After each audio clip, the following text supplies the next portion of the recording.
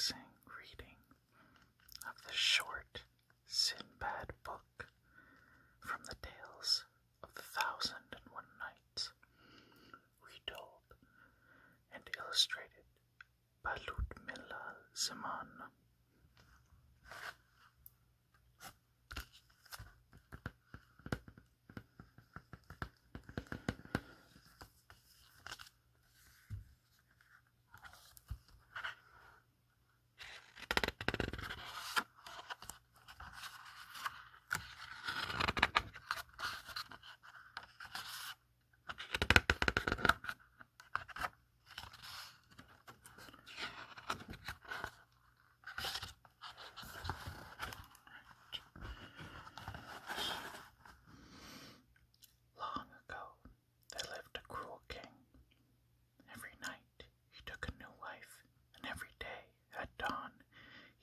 His visor to behead the unfortunate woman.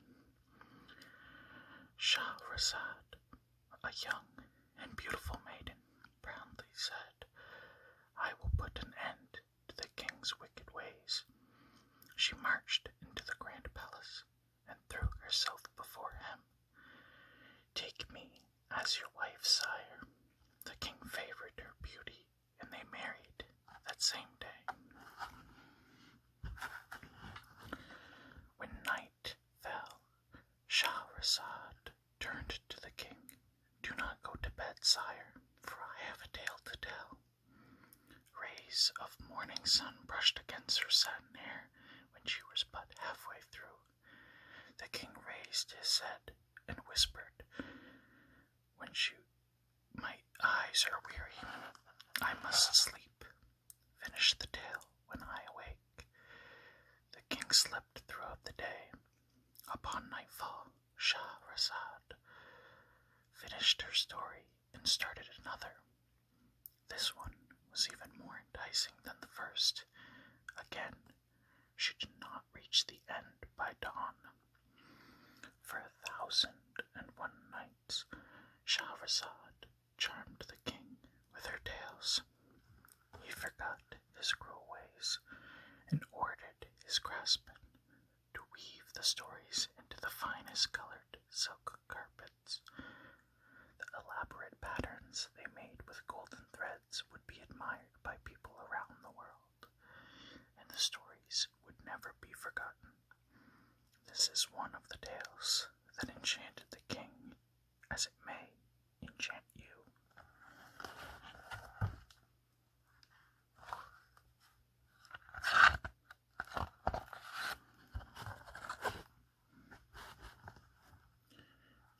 It was a hot summer day in the city of Baghdad.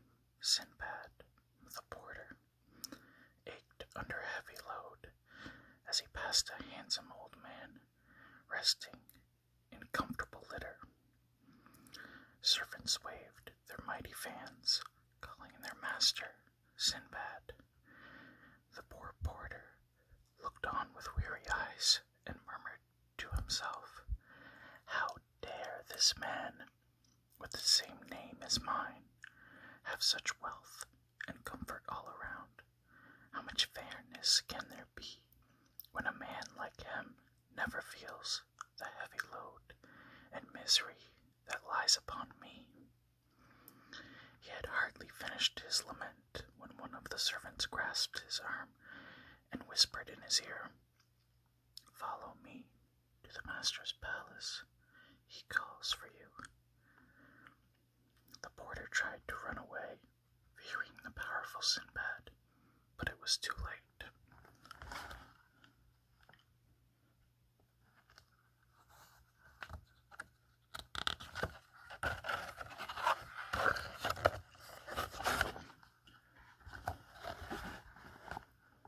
The porter was led into a magnificent house filled with exquisite splendor. "Sit down, porter, and eat all you desire," said the old man. "I heard your lamentation outside, and you are correct. How curious it is that our names are the same, yet our state is not. But all is not as you suppose, for I, too, thirst, and great danger. I will tell you my story. My father was the richest merchant in the city of Baghdad. When he died, he left me remarkable wealth and many estates. I was young then, so I took to extravagant living. I ate and drank lavishly, and went about with wasteful men, thinking this way of life would last forever.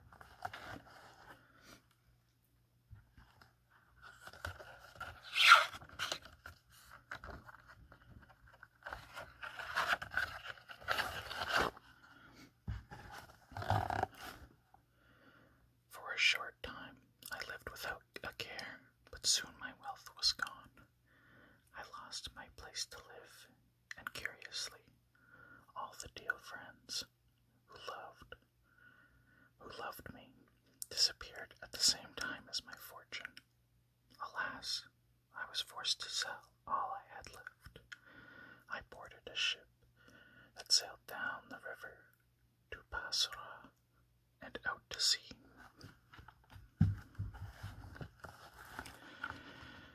I became merely a poor sailor on a merchant ship, but I tried to learn the languages and customs of the foreign lands that we encountered.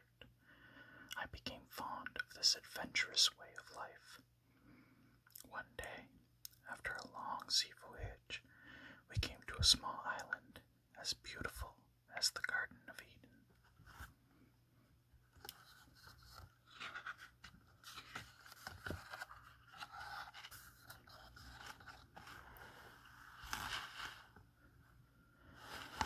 Our feet had not touched the earth for months, and when the captain put out the landing planks, all the merchants rushed to shore.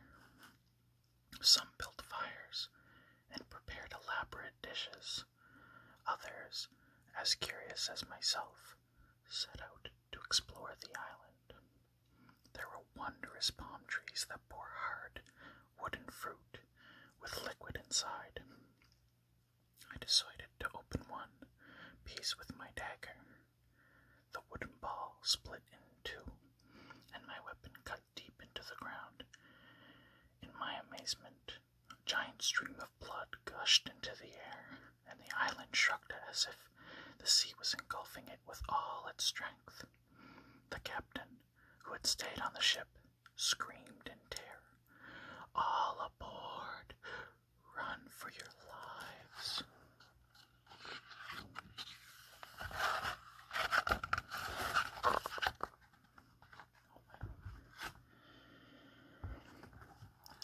This place where we anchored was no island, but a gigantic whale floating on the sea. Over time, sands had settled and trees had grown on the whale's back. Now, she was awakened by the hiss of the fires and the jab of my saber thrust into her hide. She rose from the ocean in fury. Suddenly, we were all swallowed up by the great waves, struggling and gasping for air. I saw a wooden barrel from the ship floating above me. With my last bit of strength, I swam toward it and held on as if it were my very last friend I had.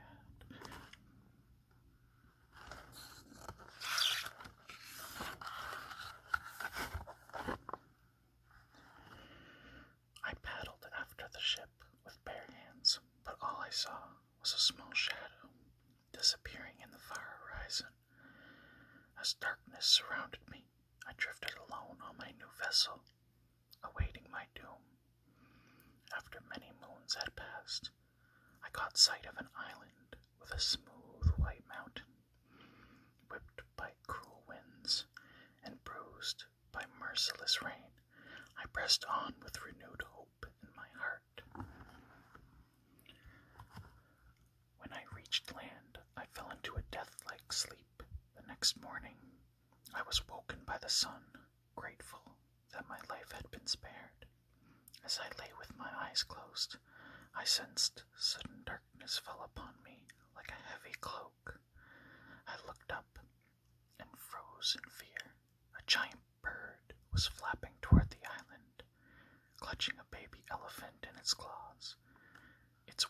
wings were so large they covered the entire sky.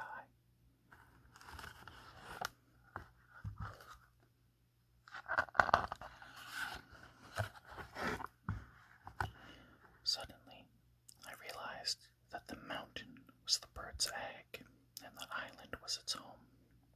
The bird covered the egg with its large, feathered body and fell asleep. I knew this giant creature must be the great rock.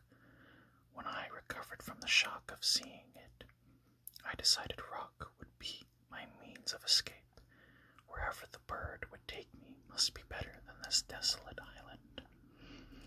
Unwinding the turban from my head, I tied myself securely to one of the rock's talons.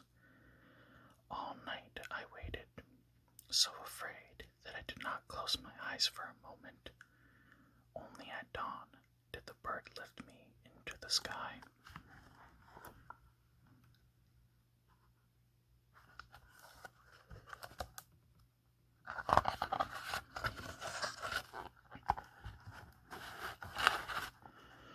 We drifted above the ocean through heavy fog and rain until rock descended into an exceedingly deep and wide valley. When we touched the ground, I quickly untied my turban and hid behind a large stone. As I looked up, all I could see in the darkness was rock against the moonlit sky, clutching a slithering, dark object. Rock's prey was a serpent whose vast length I had never seen before. The giant bird then vanished from my sight, and exhausted, I fell into a deep sleep. I awoke paralyzed with fear. Deadly snakes and vipers surrounded me on all sides, preparing to devour me. When I looked around for help, I was blinded by a brilliant glow. I realized that these beasts were keepers of great diamonds born out of this valley. Suddenly, a piece of raw flesh came tumbling down toward me, followed by a flock of ravenous vultures. The snakes quickly retreated into their lairs, and I began to plan my escape from this treacherous place.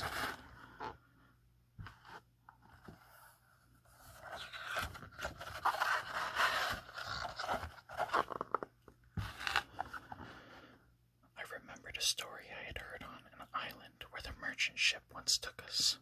The Valley of Diamonds is hidden between high mountains, steep and jagged.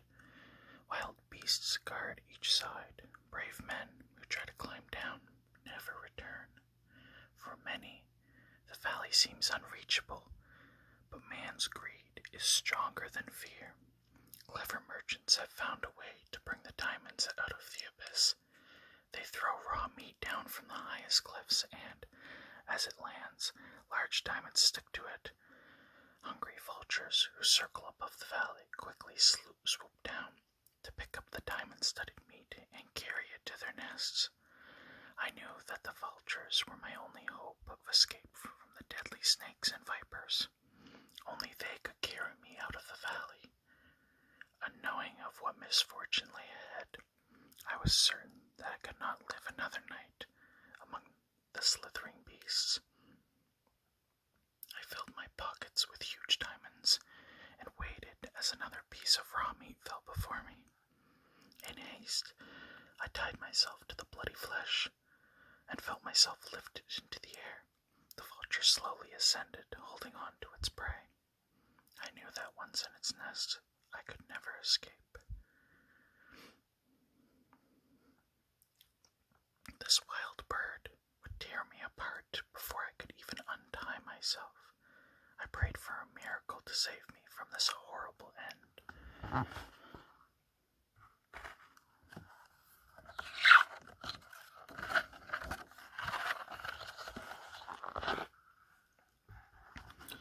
Suddenly, the air was filled with the banging of dishes, basins, and sabers.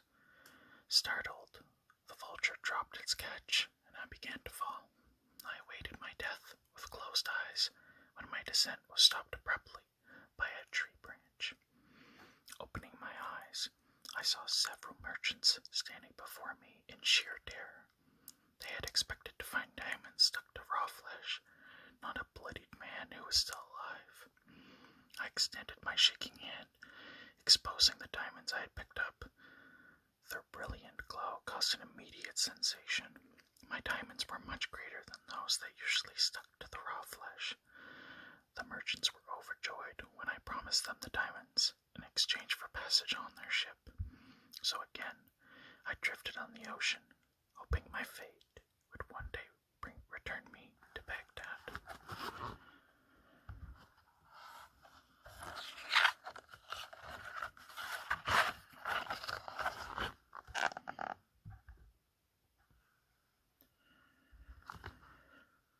Sinbad leaned toward the porter and said, "At the time, I did not even imagine the incredible adventures still ahead. But I must rest now, my friend. Come back tomorrow, and I will tell you what I endured on my next voyage."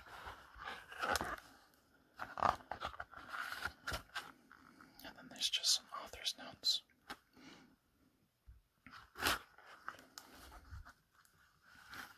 So, I hope you enjoyed that whispered reading. I really enjoy it myself. I think it's a great story. I was going to say a children's story, but I don't quite think that it is children appropriate, but yeah. I hope everyone is doing well. Stay safe, stay positive, make sure to drink lots of water, and if you are able to, give a compliment to somebody. It might surprise you that it could make their day and even put a smile on your own face. Thank you everyone for watching, and I'll see you in the next video.